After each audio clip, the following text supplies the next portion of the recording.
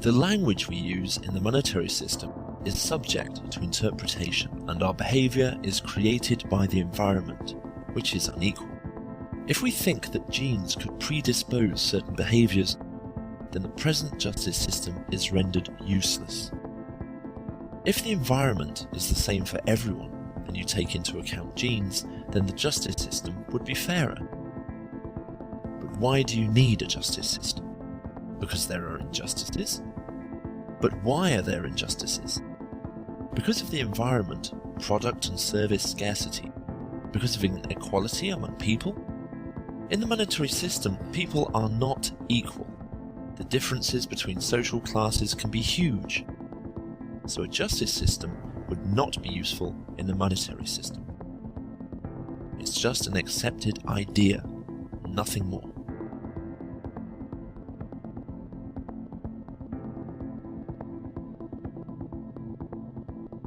Even words like criminal behavior. Right. You know, what is a serial killer? Is a serial killer a guy with a machine gun that kills a lot of people? What is a killer? What is a criminal? Well, King Solomon had 1,000 wives. He would be arrested as a bigamist today. So what you call admirable behavior in the past doesn't make sense. I think that all lawyers would be considered criminals in the future. This goes along with all politicians would be considered criminals because they say things people like to hear. They don't always speak the truth because it wouldn't get them anywhere. So I would say that insurance companies that put out small print, that is with criminal intention. So what you call a criminal depends on the culture you live in. When the Romans used to feed Christians to lions, that was not considered criminal behavior. Today, it would be considered criminal behavior. So before you talk to people about there's too much crime in the world, ask them what they mean by crime. Do they mean false advertising? Does it mean what the drug companies claim about their pills? Does that mean when a doctor says you need an operation, is he trying to pay off a new boat or a house, or do you really need the operation? In other words, it's very hard to tell criminal behavior, and unless you define your terms of what you mean by criminal behavior.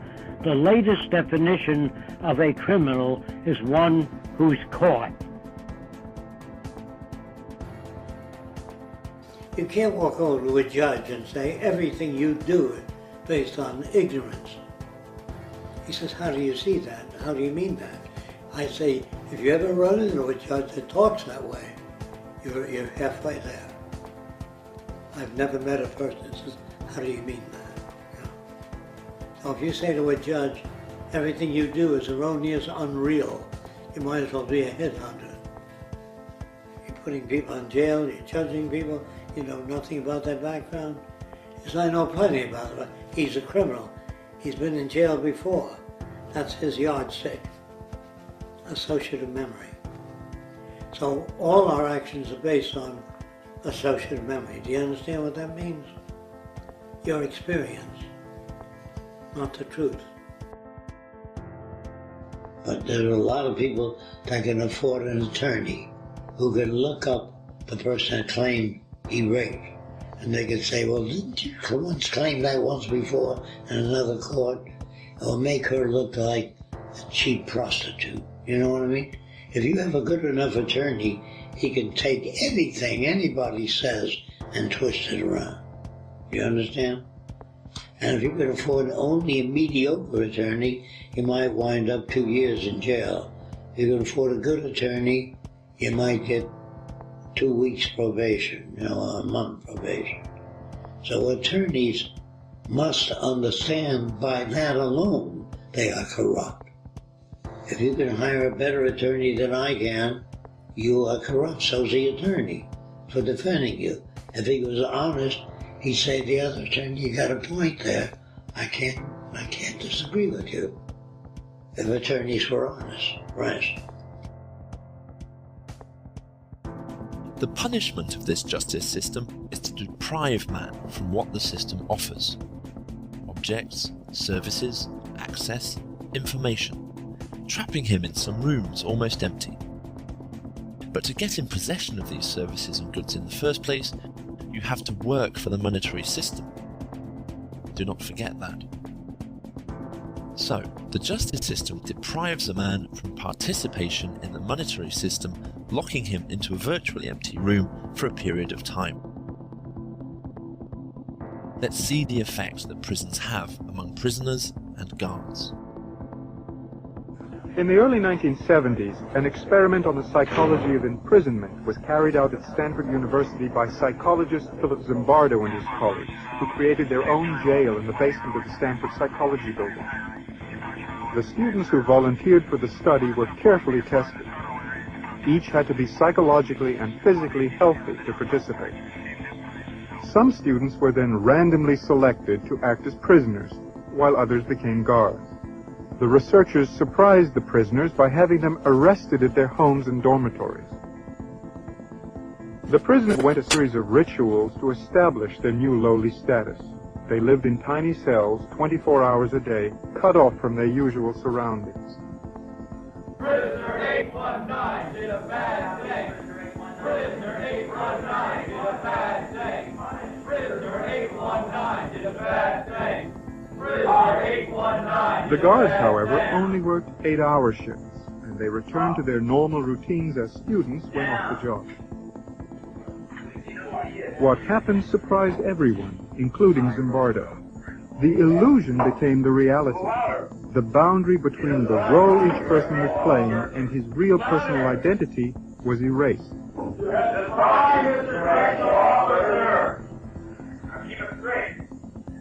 Nice boys became brutal guards. Healthy kids got sick. Active ones became passive and zombie-like prisoners. The situation became so overpowering that many of the prisoners developed extreme stress reactions and had to be released. So up inside, I feel really up inside. You don't know. I gotta go. To a doctor, anything. I can't see now. I'm up. I don't know how to explain it. I'm all up inside. Out! Now! God damn it! Up. You don't know. God. I mean, Jesus Christ, I'm burning up inside. Don't you know? I can't take it. The scene you just saw, it was at the end of only 36 hours into the study. Each day after that, another prisoner had a similar reaction. And so at the end of 5 days, we had 5 kids. Kids we chose because they were normal and healthy, having emotional breakdowns. But no one ever said, I quit the experiment. They had lost all perspective. What kind of guard would you be, sadistic or supportive? Would you be a conforming prisoner or a heroic resistor?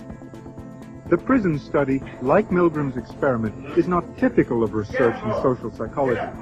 Some psychologists feel both studies violated ethical guidelines and should never have been done.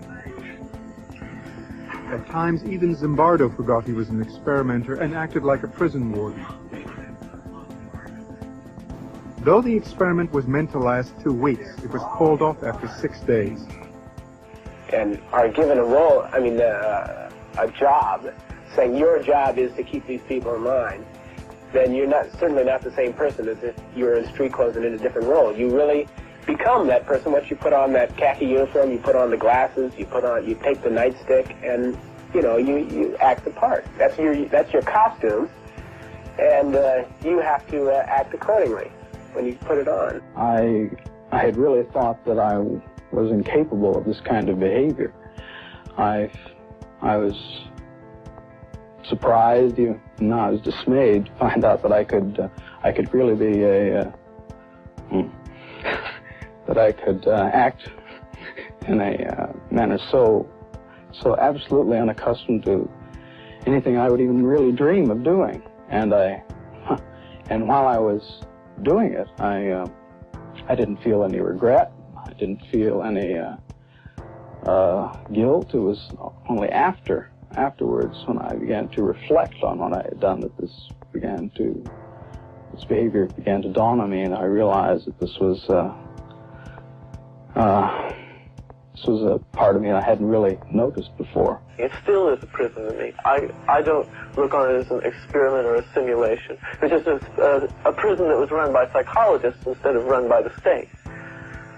I began to feel that that identity, that the person that I was that had decided to go to prison was distant from me, was remote, until finally I wasn't that. I was 416. I was really my number, and 416 was going to have to decide what to do.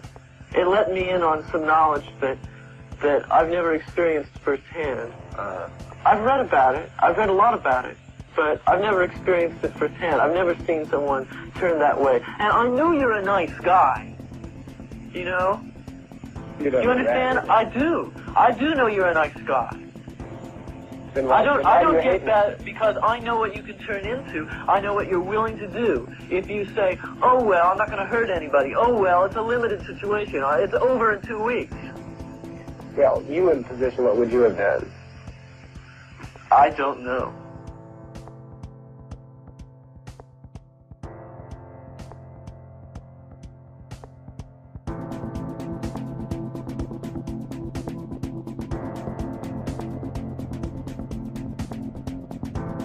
The solution could be an attempt to escape the situations that requires justice, prevention. Again, education, and for extreme cases, for example mental illness, medical aid. The monetary system cannot prevent such situations because people aren't considered equal. There can be large differences between social classes.